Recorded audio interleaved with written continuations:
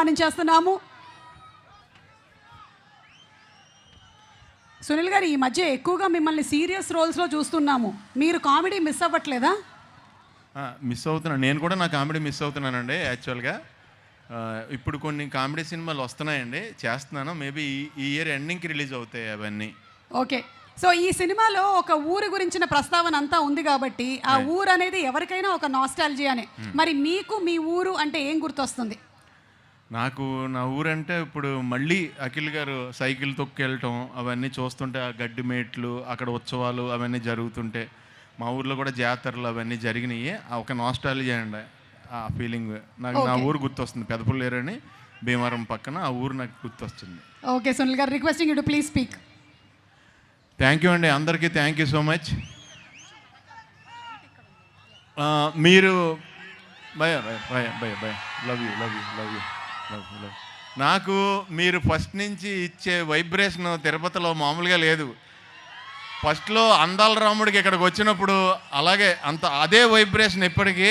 And మీరు గుర్తుందా, last ఇక్కడ ఇదే గ్రౌండ్లో నేను తిరుపతిలో స్వామివారి ఇలా కాళ్ళ దగ్గర మీకు కనపడింది ఎప్పుడో తెలుసా? పుష్ప ఫంక్షన్లో.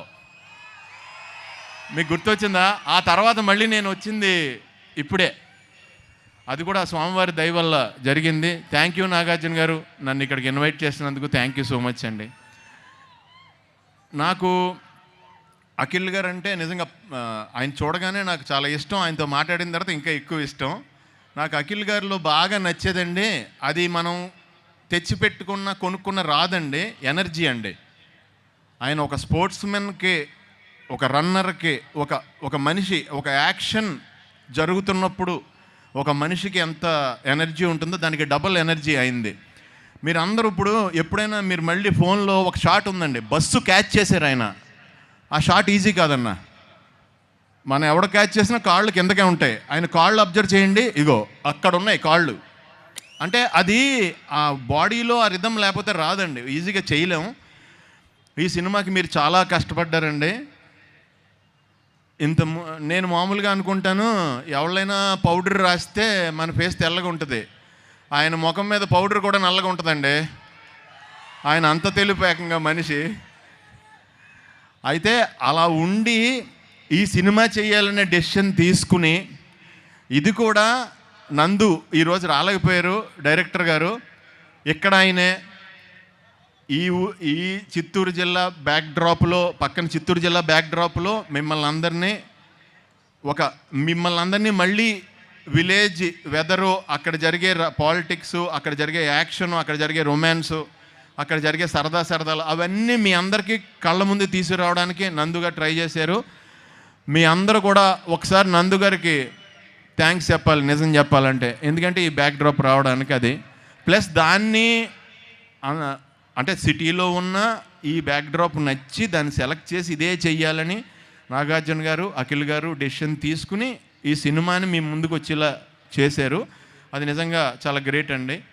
ఎందుకంటే దీనికి ఆయన కష్టపడిన క్యారెక్టర్ సినిమా సెలెక్ట్ చేసుకున్నారు కదా, అంత కష్టపడకుండా మంచి స్టోరీలు కూడా వస్తాయి, నీట్గా సూటు బూటు వేసుకు చేసేయచ్చు. అలా కాకుండా ఛాలెంజ్గా తీసుకుని చేశారు, గ్రేట్ అండి. అలాగే ఇంకా నాతో పాటు బ్రహ్మాజీ గారు చేశారు.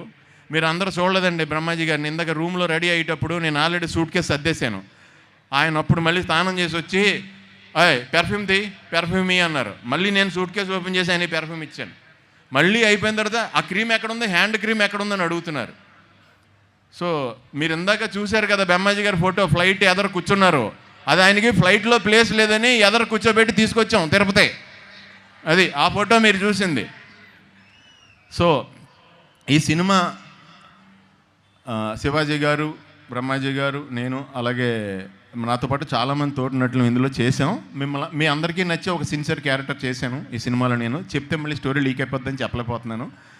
అలాగే ఈ సినిమా ద్వారా స్వామి వెంకటేశ్వర స్వామి మా నాగార్జున గారికి, నాగవంశీ గారికి విపరీతమైన డబ్బులు ఇచ్చి ఇందులో యాక్ట్ చేసిన మా అందరికీ మంచి పేరు ప్రఖ్యాతులు ఇచ్చి, మేము మళ్ళీ పదే ఇక్కడికి వచ్చి మిమ్మల్ని కలిసి మీ రుణం తీర్చుకోవాల్సిందిగా మమ్మల్ని ఆశీర్వదించండి స్వామి.